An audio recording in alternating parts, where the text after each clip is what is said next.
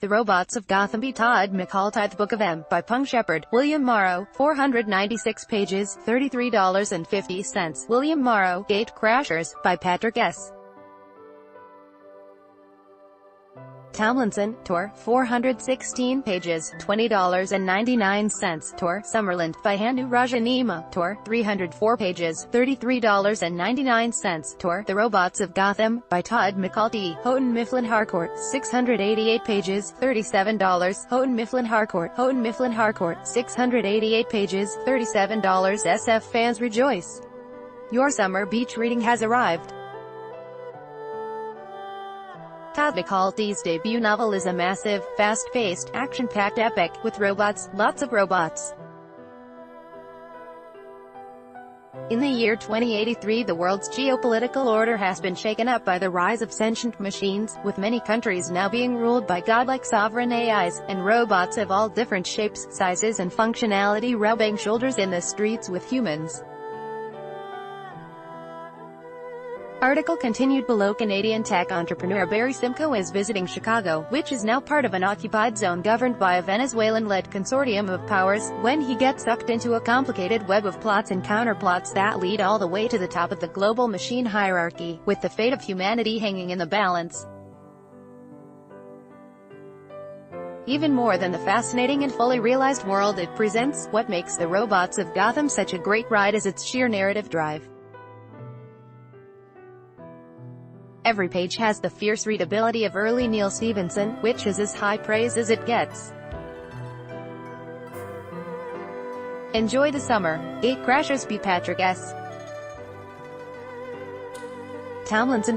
416 pages, $20.99. As Nietzsche might have said, we should be aware that when we stare out into the immensity of space, space may be staring back. Gate Crashers begins with a distant exploration vessel discovering a mysterious alien device, setting off alarm bells back on Earth. This first contact, however, turns out to have a different meaning for the rest of the inhabited universe.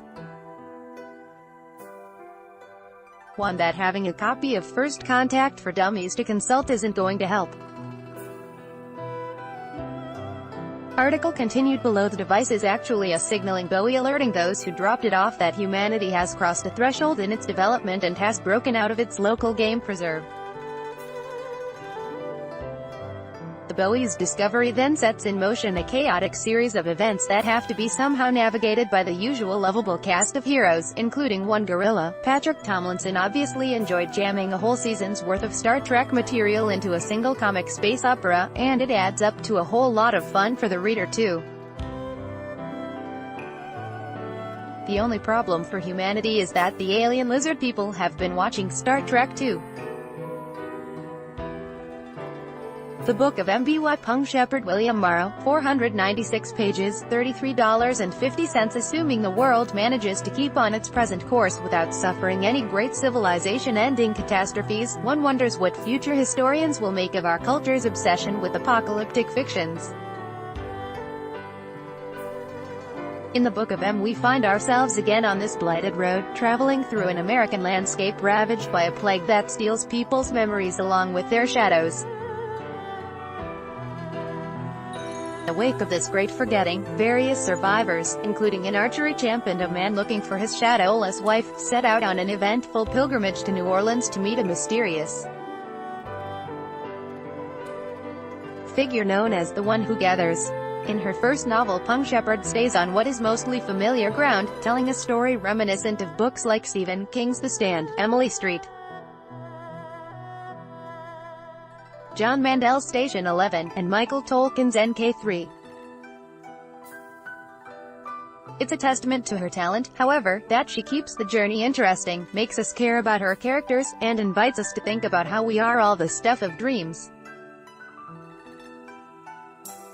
Summerland by Hanu Rajanima. 304 pages, $33.99. In the alternate history presented in Summerland, the undiscovered country has been not only discovered, but colonized by spooks.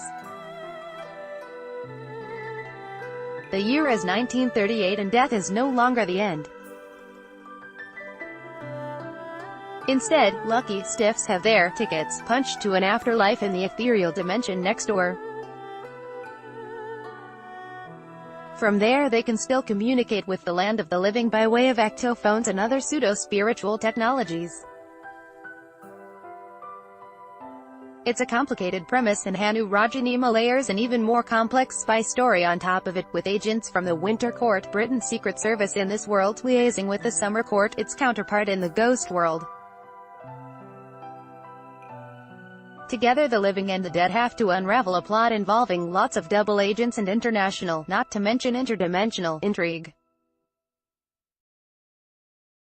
In addition to being a fantasy spy thriller, there's an analogy here to our current imagining of a cloud that consciousness can be uploaded to, allowing us to enjoy a digital afterlife.